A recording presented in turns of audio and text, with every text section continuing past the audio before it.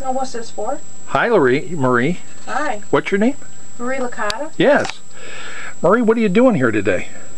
I'm doing some billing for Larry. Oh, you work for attorney cost too? You and Ms. Madison. Yes.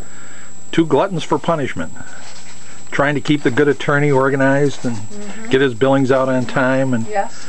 Make sure his files are in order. That's right. And what do you do in your real life when you're not working for Mr. Cost? I drive Brockport Central School Bus. God bless you.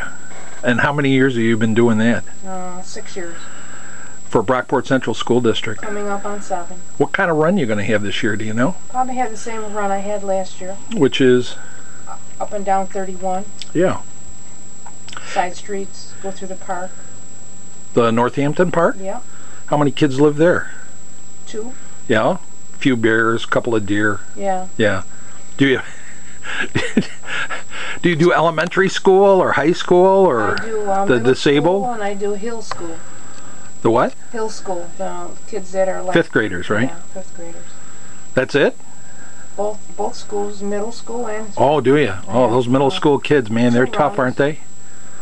Oh yeah, the middle school ones aren't as bad as the little ones. The little ones are actually worse. Yeah. I probably shouldn't ask you this question, but I want to ask you anyway. What's the worst part of your job? The worst part is... the heck is that noise, Marie? I don't know. Oh, that's Chris acting up, giving us... The worst part is when you get repeat offenders that are on the bus and they just cause problems. Yeah. That's got to be the hard part, is keeping control and maintaining discipline. The driving's probably the easy part. It's dealing with the little rascals when they're cutting up on the bus, huh? Right. Well, I have tremendous admiration for what you do. It's a tough job, and to do it well and safely takes a lot of skill and effort. So, do you live in the village of Brockport? No, I don't. I live in Sweden. In the town of Sweden? Town of Sweden. Yeah. Well, let me ask you, as a Sweden resident, not a Brockport resident, did you know there's 13,000 people live in the town of Sweden? Yes. About 8,000 live in the village, 5,000 live outside the village, so you're one of those 5,000 that lives outside the village.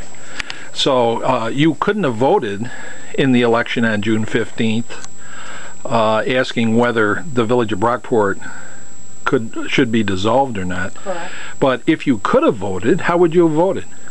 I probably would have said no. No to the dissolution. You want to see the village of Brockport remain intact.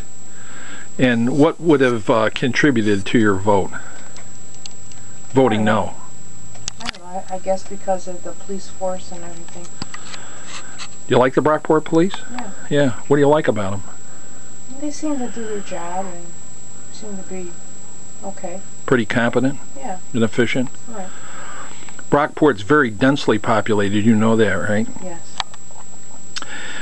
The statistics actually are very interesting. The town of Sweden, which includes the village of Brockport, is about 33 square miles. Oh, okay. The village of Brockport's only 2.2 square miles. That's pretty small. Even though the majority of the population lives in the village. Yeah. So the population density of the village of Brockport's like 3,300 per square mile or something like that. The density in Sweden is 179 per square mile. So the density is really, what, 1,000 times greater? Well, not 1,000. Several hundred times higher, right? Right. Of course, you pack all those people in, and you got young people with their estrogen and testosterone flowing, and throw in a little alcohol, and the biggest problem, I think, during the school season is the college kids are all renting, and they throw parties and beer blasts and all that stuff. Right. Yeah. That's the most troublesome thing. Beer pong. Red cups on a ping pong table, and you take that ball, and if you bounce it into the cup, then you got to drink it, right? That's right. And whoever gets drunk first and falls over or pukes loses. The last one standing wins. Isn't that how that game works? That's correct. Come down on King Street where I live, and gee, we got 4 or 5 of those games going at any house, you know, particularly in the nice. They'll be back in a month. Yeah, yeah. Well, you've lived in this area a long time, right? 15 years. 15 years. What's your favorite thing about Brockport? I kind of like downtown where you can walk and you can stroll around. You can go into different shops and things. It's really quaint. I know. You went to Colleen's the other day for breakfast, didn't you? I saw you there with your friend. Yes, I did. And how was the food? It was very good, excellent. Would you go back again? Oh yeah, the pancakes were huge. Yeah. Colleen does a terrific job, doesn't she? Does. Yeah. And what's one of the areas you think could stand a little improvement? If you could make anything better about Brockport, what would it be? I don't know, I can't think of anything right now. Well, maybe the traffic situation. Yeah. Now with the things that they're going to be doing, they're going to be putting that circle in. I don't know if that's going to go over it pretty good or not. Right. As a bus driver, you're even more aware of that than other people, huh? Particularly, about 2, 3 o'clock in the afternoon, Friday afternoon, you can't get down through the village, right? I know, it's very bad. They packed. all call each other on the radios in the bus. Do they? To warn where the jams Warn are? another person that they know is going to be going through there. Yeah, yeah.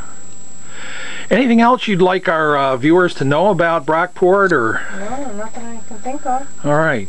Well, thanks so much for the good work you do driving bus, and appreciate the information and opinions. And you're welcome. say goodbye, Marie. Goodbye. Say goodbye, Marie. Goodbye, Marie. Goodbye, Marie. Thank you, Marie. You're Bye. welcome.